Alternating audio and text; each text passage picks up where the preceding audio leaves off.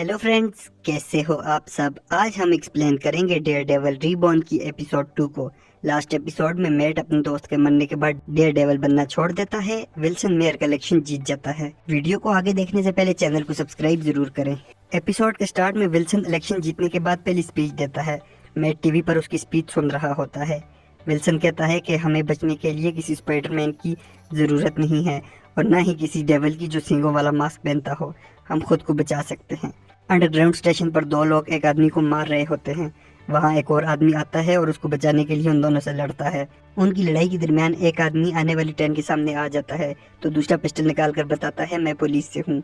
लोग इंटरव्यूज में कह रहे होते हैं कि अब हमें सुपर हीरोज की ज़रूरत नहीं है। विल्सन को उसकी पीए बताती है कि तुम्हारी वाइफ ने जो स्पीच लिखी थी उससे कुछ वोटर हमारे खिलाफ हुए हैं, लेकिन विल्सन कहता है हम उसे कवर कर लेंगे।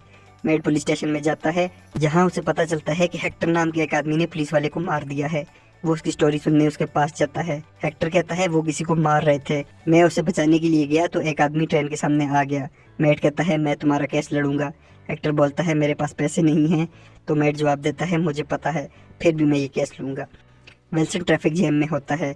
उसकी पीए कहती है पहले 100 दिन तुम सिर्फ खुद को सेटल करो, इसके बाद कुछ बड़ा करना। विल्सन ट्रैफिक से तंग होकर बाहर निकलता है और वहाँ रोड पर एक खड़ा बना होता है। विल्सन वर्कर को बुलाता है और कहता है परमिट की फिक्र न करो, जल्दी से ये सब ठीक करो। और लोग खुश होकर उसकी वीडियोस बनाते हैं।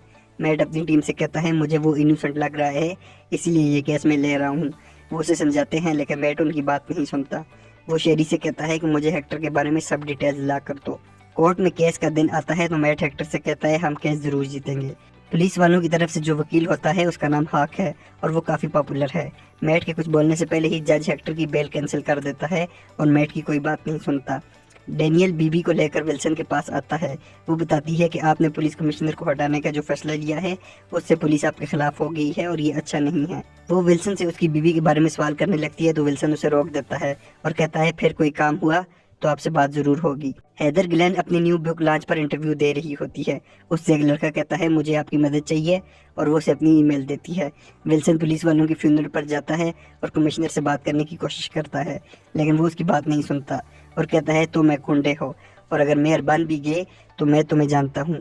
तुम चाहते हो कि लोग तुमसे प्यार करें, लेकिन मैं तुम्हें 1 महीने के अंदर अंदर यहाँ से फारग कर दूंगा। क्रिश्चियन और चेरी हेक्टर की वाइफ के पास जाते हैं और उससे बताते हैं कि हेक्टर के केस पर बेस्ट लॉयर काम कर रहे हैं। क्रिश्चियन उससे बातें करती है और चेरी हेक्टर के कमरे की तलाशी लेता है तो उसे वहाँ वाइट कॉस्ट्यूम मिलता है। मैट हेक्टर से कहता है कि तुम वाइट टाइगर हो, तुम्हारा केस खत्म हो गया। फिर हेक्टर कहता है कि डेयरडेविल चला गया है, किसी को तो लोगों की हिफाजत करनी थी। मैट उससे कहता है कि तुम दुख में लग रहे हो, देखो मैं क्या करता हूँ।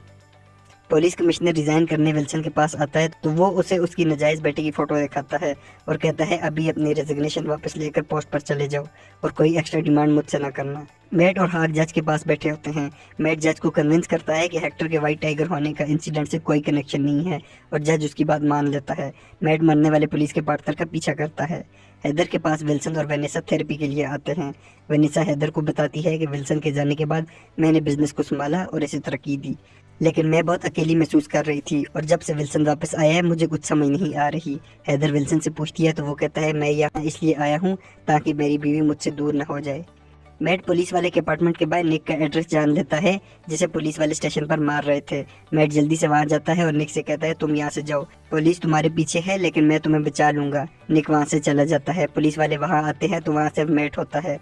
वो निक को वहां ना पाकर मैट को मारना शुरू कर देते हैं। मैट कहता है ऐसा ना करो, लेकिन एक पुलिस वाला गन निकाल लेता है। मैट उन दोनों को बहुत मारता है और उनको बेहोश वहां पर फेंक देता है। मैट को बहुत गुस्सा आता है और वो चीखता है और इसके साथ ये एपिसोड खत्म हो जाती है।